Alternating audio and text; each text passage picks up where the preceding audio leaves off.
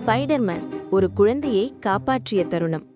ஒரு மாலை நேரம் நியூயார்க் நகரத்தில் மழை பெய்து கொண்டிருந்தது. அப்போது ஒரு பெரிய கட்டடத்தின் மேல் மாடியிலிருந்து அம்மா காப்பாத்துங்க என்ற ஒரு குழந்தையின் அலறல் கேட்டது. அந்த சத்தம் கேட்டவுடனே ஸ்வூஷ், ஸ்பைடர்மேன் வலை வீசி பறந்து வந்தான்.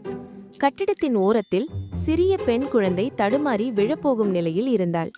கீழே பார்த்தால் 100 அடி உயரம். ஒரு நொடியில் யோசிக்காமல் ஸ்பைடர்மேன் தன் வலையை வீசி அந்த குழந்தையை மெதுவாக பிடித்தான். நீ பயப்படாதே, நான் இருக்கேன் என்று புன்னகையுடன் சொன்னான். அவளை பாதுகாப்பாக தரையில் இறக்கி அவளின் அம்மாவிடம் ஒப்படைத்தான். அம்மாவின் கண்களில் கண்ணீர். நீ கடவுள் மாதிரி வந்துட்டே என்றாள்.